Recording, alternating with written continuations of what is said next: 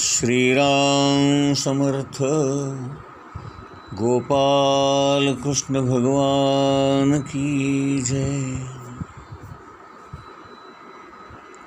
योग हा शब्द युज नावाच्या धातूपासून तयार झाला. त्याचा अर्थ आहे जोडणे. योग म्हणजे आपण आपल्या स्वतःला ईश्वराबरोबर जोडणे, म्हणजेच आपल्या जीवाचं त्या शिवाशी मिलन घडवून आणणे. म्हणून जे कर्म माणसाला ईश्वराकडे नेते त्याला कर्मयोग असं म्हणतात. योगस्थ होऊन कर्म करणे म्हणजे ईश्वराच्या स्मरणात राहून सतत त्याच्या अनुसंधानात राहून कर्म करत राहणं, म्हणजेच अहंकार सोडून, अहंभाव कमी करून, स्वार्थ कमी करून, ईश्वराकडे कर्तेपणा देऊन आणि जे काही घडतंय ते त्याच्या इच्छेने, कृपेने, सामर्थ्याने घडतं आहे आणि कर्तेपणा हा त्याचा आहे, या गोष्टीचं सतत स्मरण ठेवून कर्म करणं म्हणजे कर्मयोग होय. आता यामध्ये आणखीन दोन गोष्टी महत्त्वाच्या असतात की कर्म करत असताना त्या कर्मापासून मिळणाऱ्या फळाची आसक्ती सोडायची आणि जे काही कर्म आपण करू ते ईश्वरासाठी आणि ईश्वरार्पण बुद्धीने केलं पाहिजे. यश येवो किंवा अपयश येवो तरीसुद्धा कर्म करत राहणं यालाच कर्मयोग असं म्हणतात. यश अपयश यांना समान मानणं ही कर्मयोगातली कुशलता आहे. कर्म करताना आपण साक्षी भावाने ध्येयाकडे पाहणं ही महत्त्वाची पायरी आहे. त्यामुळे आपल्याला आपल्या चित्ताचं समत्व साधता येतं. साक्षीत्वाने पाहणे म्हणजेच चॉईसलेस अवेअरनेस, म्हणजे मी त्या क्रियेमध्ये न आणता घडणाऱ्या घटना त्रयस्थ राहून, तटस्थ राहून पाहणे. आपली आवड निवड मध्ये न आणणे याला समत्व योग असं म्हणतात. आपल्या मनाची समतोल अवस्था, सारखेपणा आणि बुद्धीची स्थिती याला बुद्धियोग असं म्हणतात. जी ईश्वराकडे लक्ष ठेवून तो करता आहे या भावनेने कर्म केलं तरच अशी बुद्धी आपल्याला साध्य होते. पहिल्या पायरीवर असताना स्वकर्तृत्वाने, फलाच्या इच्छेने कर्म चांगले करण्याचा आपण प्रयत्न करावा.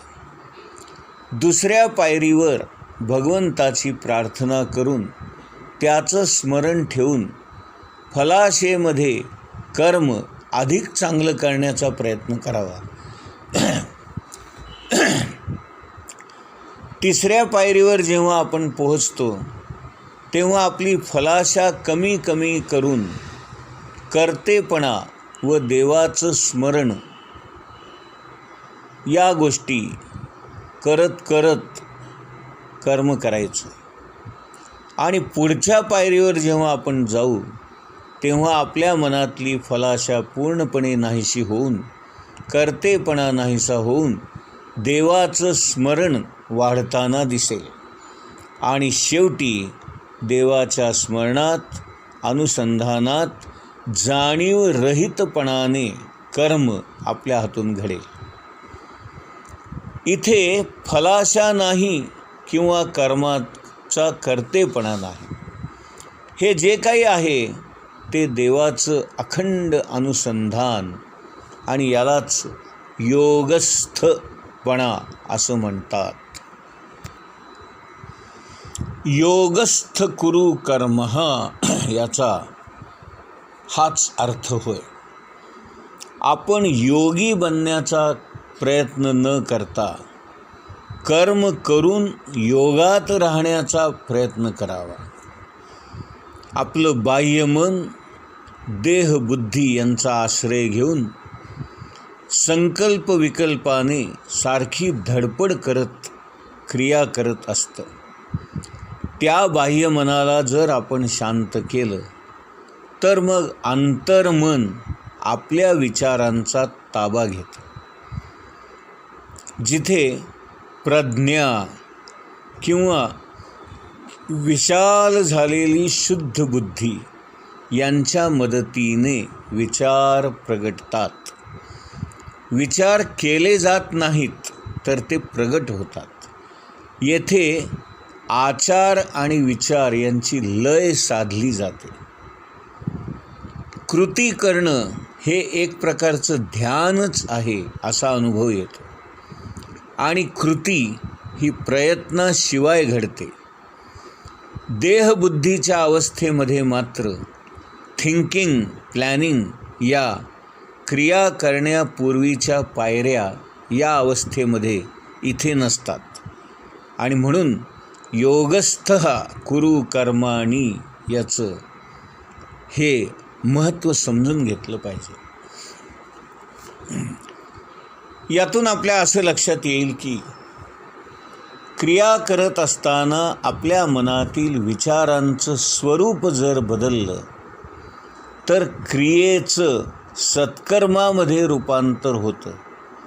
आणि आपल्या सद्विचारांबरोबर जर ईश्वराचं अनुसंधान असेल तर ते सत्कर्म हे कर्मयोगामध्ये रूपांतरित होतं.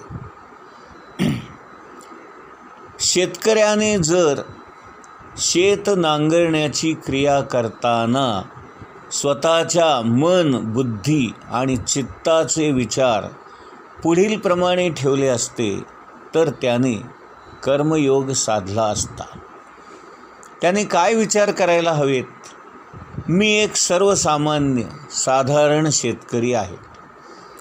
ज्या ईश्वराने हे जग निर्माण केलं त्यानेच माझं शेतही निर्माण केलं. जो या जगाचा कर्ता आहे तोच या शेताचाही कर्ता आहे आणि तोच याचा खरा मालक आहे. मी त्याचा सेवेकरी आहे, सेवक आहे. त्याच्या शेताची निगा राखण्यासाठीच त्याने माझी नियुक्ती केलेली आहे आणि मी इथे आणलो गेलो आहे. उत्तम प्रकारे शेत नांगरणं ही त्या भगवंताची पूजाच मी समजतो. आणि त्या पूजेमध्ये मला मग कष्ट कसे बरे? आणि जे काही पीक येईल त्या पिकाचाच मी नैवेद्य भगवंताला अर्पण करणार. त्याच्याच कृपेने हा नैवेद्य भुकेलेल्या लोकांना प्रसाद म्हणून प्राप्त होईल. त्यामध्ये माझा हातभार लागल्यामुळे मी स्वतःला धन्य धन्य समजेन. ईश्वर मला प्रसाद रूपाने जे काही देईल त्यामध्ये मी आनंदी आणि समाधानी राहीन. एका दाण्यापासून 100 दाणे असणारं कणीस देणारा अशा इतक्या मोठ्या प्रमाणामध्ये पीक देणारा ईश्वरच हा खरा कर्ता आहे. आणि म्हणून तो मला ज्या अवस्थेमध्ये ठेवेल त्या अवस्थेमध्ये मी राहीन. त्याची इच्छा तीच माझी इच्छा असं मी समजेन. त्याच्या स्मरणामध्येच मी शेत नांगरण्याचं माझं कर्तव्य करत राहीन. तोच मला उत्साह देतो, प्रेरणा देतो, बळ देतो आणि माझ्याकडून हे करवून घेतो. तोच मला सांभाळतो. ऊन आलं काय किंवा सावली आली काय ही त्याचीच इच्छा. तो माझ्या वाट्याला जे काही आणेल त्यामध्ये माझं कल्याणच असेल. अशा प्रकारचे ईश्वराच्या अनुषंगाने मनामध्ये विचार ठेवले तर आपला मनाचा भूमिका किंवा मनाची भूमिका किंवा मनाचा दृष्टिकोन बदलेल आणि हे नांगरण्याचं कर्मयोगामध्ये बदलून जाईल. कर्म आणि अकर्म पूर्णत्वाला गेल्यामुळे कर्मबंध निर्माण होणार नाहीत. अशा प्रकारे आपण कर्म करत असताना मनामध्ये विचार करावा. घडलेलं कर्म हे क्रियेचं आचरण या पद्धतीने घडलं की त्याला कर्मयोग असं आपण म्हणायचं. कर्मयोग या प्रकारे घडेल ते त्या कार्याच्या वेळी मन, बुद्धी, चित्त, अहंकार यांचा कार्यामध्ये कसा समावेश होता यावरून या सगळ्या गोष्टी ठरतात. नुसतं कर्म करून उपयोगाचं नाही, तर कर्म हे ब्रह्माकार झालं पाहिजे. कर्मामध्ये जर विवेक नसेल, शास्त्राचा आधार नसेल, ईश्वराबद्दल श्रद्धा नसेल तर ते कर्म अयोग्य होईल आणि त्याच्यामुळे आपल्याला योग्य पद्धतीचं फल प्राप्त होणार नाही. ज्ञानेश्वर महाराज म्हणतात, नुसतं कर्म हे जड असतं, ते कर्मठपणा तयार करतं. पण ईश्वराच्या अनुसंधानामध्ये आपण तेच कर्म केलं तर त्याला कर्मयोग म्हटलं जातं आणि या कर्मयोगामुळेच आपलं जीवन सफल होतं. क्रिया घडताना अंतःकरणाचा सतत सकारात्मक सहभाग ठेवण्यासाठी पुरुषार्थ करणं आवश्यक असतं.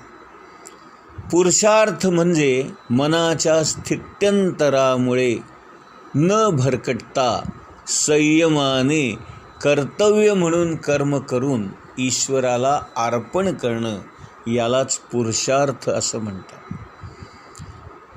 ज्ञानयोगामध्ये विवेकबुद्धीला प्राधान्य असतं, तर भक्तियोगामध्ये भावनेला प्राधान्य असतं. राजयोगामध्ये वृत्ती निरोध करणं याला प्राधान्य असतं, तर कर्मयोगामध्ये कर्तृत्व पुरुषार्थ याला प्राधान्य असतं. कर्तव्यामध्ये फळाची आसक्ती मात्र नसावी.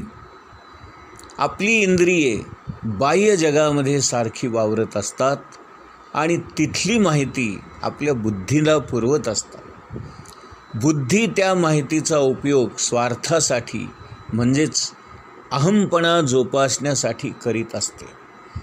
हा अहंकार किंवा अहंभाव कमी झाल्याशिवाय आपल्या मनातला स्वार्थ जात नाही आणि स्वार्थ गेल्याशिवाय फळाची आसक्ती नाहीशी होत नाही. प्रत्येक जण आपलं प्रारब्ध बरोबर घेऊनच जन्माला येतो. म्हणजे आपली आजची ही जी अवस्था आहे ती आपल्या पूर्वकर्माचा परिणाम आहे. हे सत्य आहे. जर भूतकाळामधील कर्माने आलेल्या फलप्राप्तीच्या मर्यादा प्रारब्ध रूपाने आपलं वर्तमान घडवतात, तर वर्तमान काळातील आपला आचार विचार आपला भविष्यकाळ नाही का घडवणार?